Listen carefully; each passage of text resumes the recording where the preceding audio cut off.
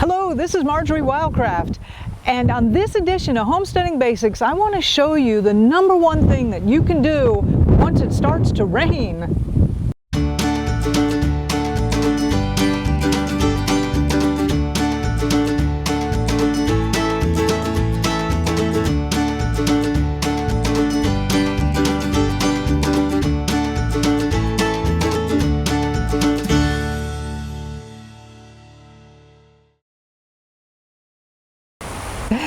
Okay, now I've got to say it because I know there are some people who are just, they just need to be told, and I'm sure that's not really you, but I'm going to say it just to cover all our bases. And that is, when a big storm is coming, make sure you've done your homework and things are tied down and boarded up and secured, so you don't have to worry about flying debris, because oftentimes big rainstorms come with high winds, right? So now that we've gotten that out of the way, I love getting out and playing in the rain, and I want to encourage you to get out there. And the thing you want to do is start looking around your property and just seeing where the water flows, seeing where there might be problems with water flows. And then I want to show you one really cool thing where we actually got trees to grow just by moving some rocks. Okay, come on with me and we'll go around and look at a few things that I'm looking at, and come join me with this.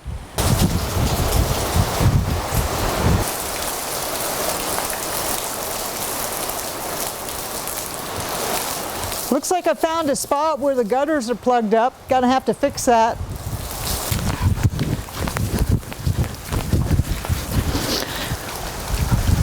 All right, I'm actually really pretty excited about looking at this. This is the water flowing in my driveway, and it's coming this way, and then I thought it was going that way off the property, but it turns out the water from that way is also coming this way too when I look at how the water flows.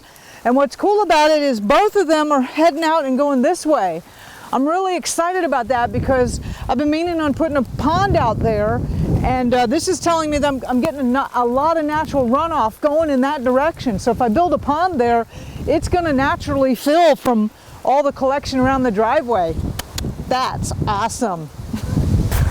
When my family and I first moved on this land, there's a road that runs along the side of the property that you didn't even need to walk around in the rain to see that the rain it's hugely eroded out, and the rain would just rush down this road, eat out more of the road, make it more eroded, and then of course carry the water off as fast as possible.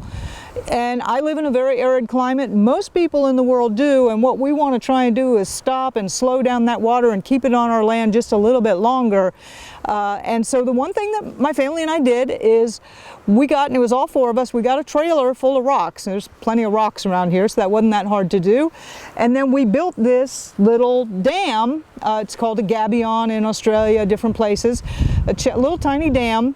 And it took all four of us. It was kind of fun. We laid out a big long piece of chicken wire, and then we had the daddy size rocks, and we had the mommy size rocks, and then my son Ryan had the Ryan size rocks, and then my daughter, who was just a little bitty thing at that time, had a little bitty Kimber size rocks. And all the rocks were necessary, every single size, and we went ahead and built this thing, wrapped the chicken wire back over the top and secured it, and then we've left it alone for years. I mean, we haven't done anything else out here since. And over the years, of course, the rain still flowed. Some of it flowed through, but more sand and things and debris got backed up on the backside. And I'm going to show you an area here, just right over here. It used to be absolutely bare. So this stand of trees has grown here. So you can see this is the little rock wall that we built that's just been slowly diverting water and slowing down water and moving more of the nutrients that way. And now we've got this beautiful stand of trees.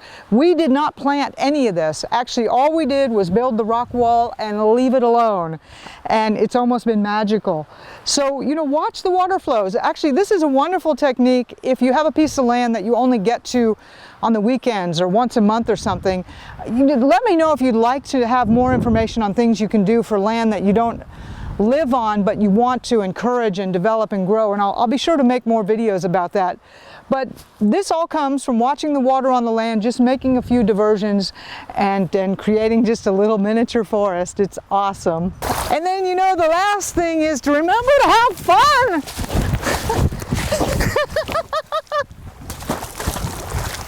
this is Marjory Wildcraft, and I'll catch you on the next Homesteading Basics.